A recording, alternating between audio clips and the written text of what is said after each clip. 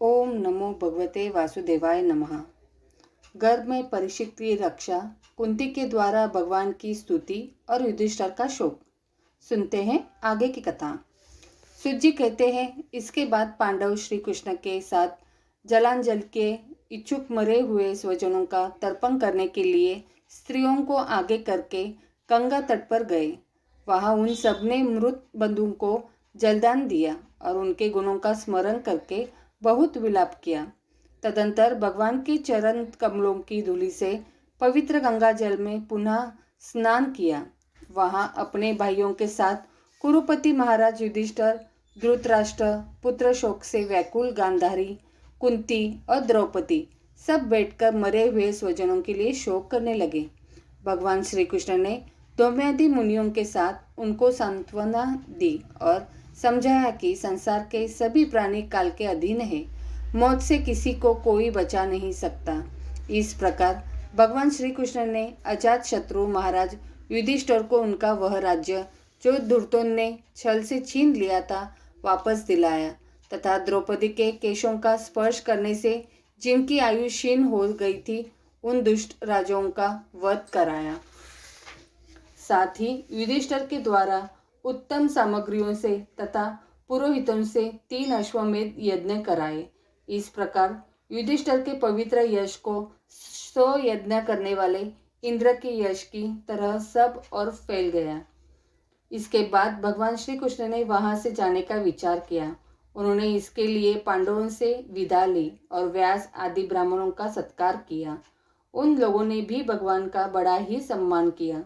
तदंतर सात्यकी और उद्धव के साथ द्वारका जाने के लिए वे रथ पर सवार हुए। उसी समय उन्होंने देखा कि उत्तरा भय से विहल होकर सामने से दौड़ी चली आ रही है। उत्तरा ने कहा, देवाधिदेव जगदीश्वर, आप महायोगी हैं, आप मेरी रक्षा कीजिए, रक्षा कीजिए। आपके अतिरिक्त इस लोक में मुझे अभय देने वाला और कोई नहीं है, क्योंकि यहाँ सभी परस्पर एक दूसरे की मृत्यु के निमित्त बंध रहे।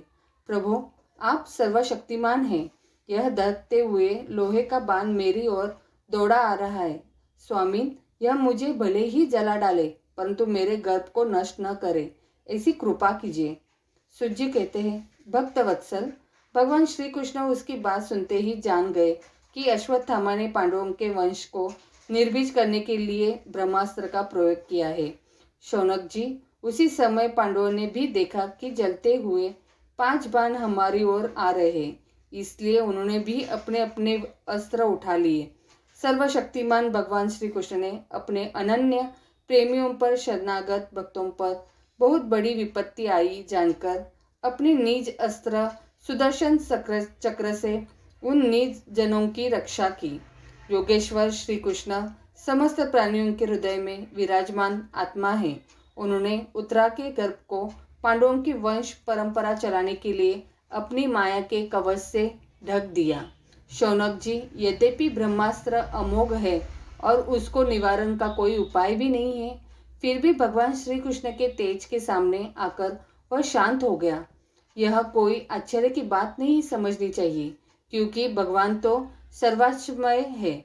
वे ही अपनी निज शक्ति माया से स्वयं अजन्मा होकर भी इस संसार की सृष्टि, रक्षा और संहार करते हैं। जब भगवान श्री कृष्ण जाने लगे, तब ब्रह्मास्त्र की ज्वाला से मुक्त अपने पुत्रों के और द्रौपदी के साथ सती कुंती ने भगवान श्री कृष्ण की इस प्रकार स्तुति की। कुंती ने कहा, आप समस्त जीवों के बाहर और भीतर एक रस स्थित है, फिर भी इंद्रियों और वृत्तियों से देख नहीं जाते, क्योंकि आप प्रकृति से परे आदि पुरुष परमेश्वर है। मैं आपको नमस्कार करती हूँ। इंद्रियों से जो कुछ जाना जाता है उसकी तह में आप विद्यमान रहते हैं और अपनी ही माया के पर्दे से अपने को ढके रहते हैं। मैं अबोध नारी, आप अविनाशी पुरुषोत्तम को भला कैसे जान सकती हूँ। जैसे मूढ़ लोग दूसरा वेश धारण किए हुए नट को प्रत्यक्ष देखकर भी नहीं पहचान सकते, वैसे ही आप दिखते हुए भी नहीं दिखते। आप शुद्ध हृदय वाले, विचारशील, जीवन मुक्त परमांश के हृदय में अपनी प्रेममयी भक्ति का सृजन करने के लिए अवतीर्ण हुए हैं। फिर हम अल्पबुद्धि स्त्रियां आपको कैसे पहचान सकती हैं। आप श्री कृष्ण वासुदेव, देवकी नंदन, नंद गोप के लाडले लाल गोविंद को हमारा बारंबार प्रणाम है।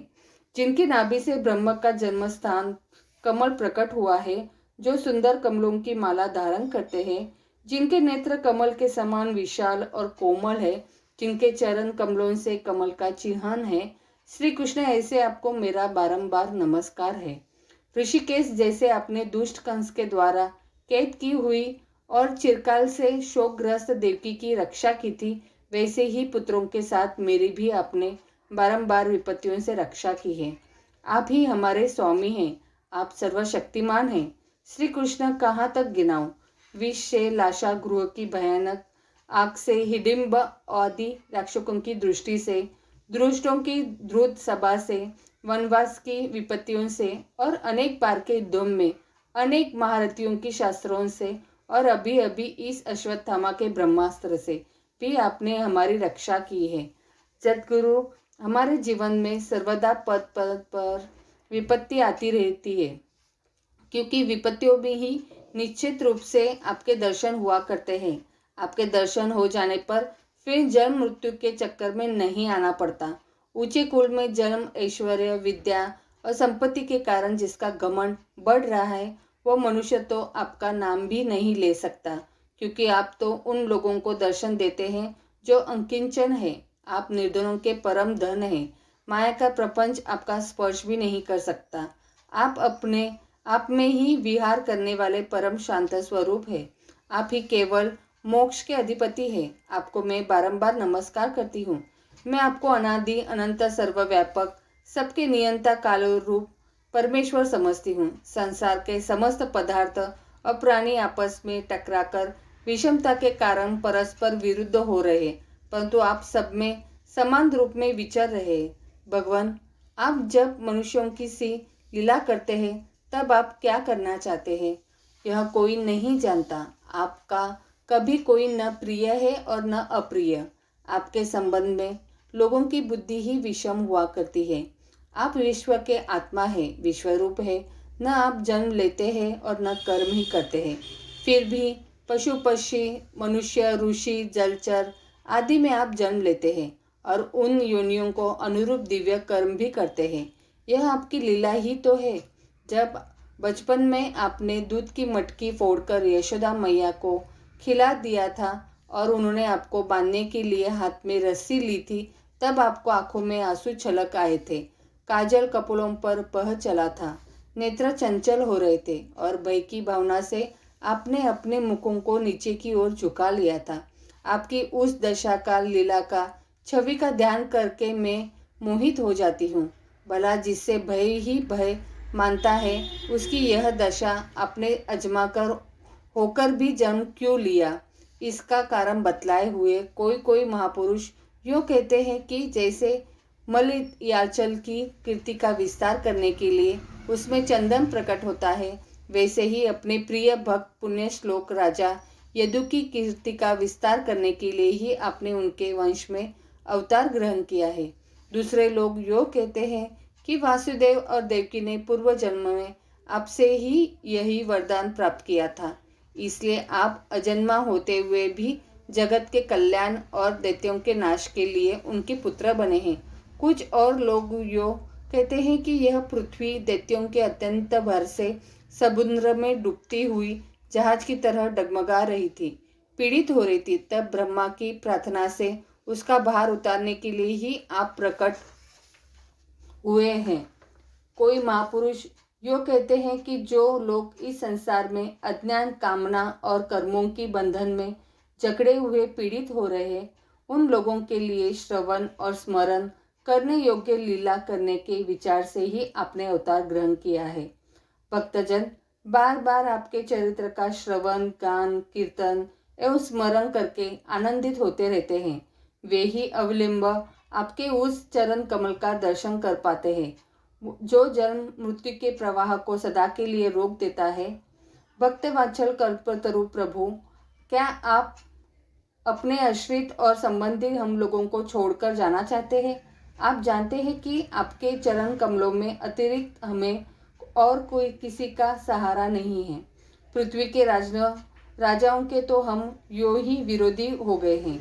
जैसे जीव के बिना इंद्रिया शक्तिहीन हो जाती है, वैसे ही आपके दर्शन बिना यदुवंशियों के हमारे पुत्र पांडवों के नाम तथा रूप का अस्तित्व ही क्या रह जाता है। गदाधार आपके विलक्षण चरण चिन्हों से चिन्हित यह कुरु जांगल देश की भूमि आज जैसी शोभायमान हो रही है, वैसी आपके चले जाने बाद न रहेगी। आपकी दृष्टि के प्रभाव से ही यह देश की पकी हुई फसल तथा लता वृक्षों से समुद्र हो रहा है। ये वन पर्वत नदी और समुद्र भी आपकी दृष्टि से ही वृद्धों के प्राप्त हो रहे हैं।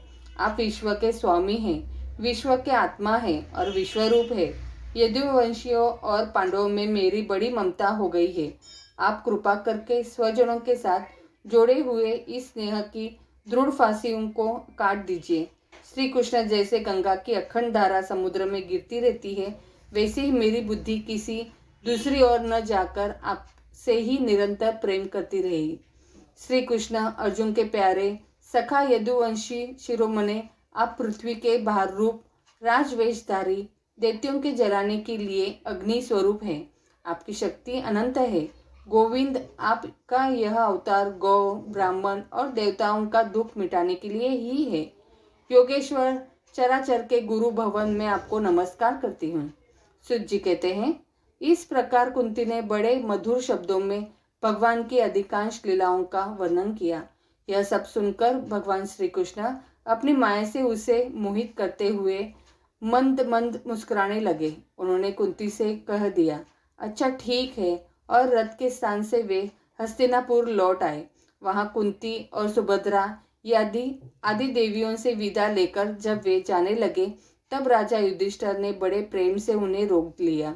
राजा युधिष्ठिर को अपने भाई बंधुओं के मारे जाने का बड़ा शौक हो रहा था।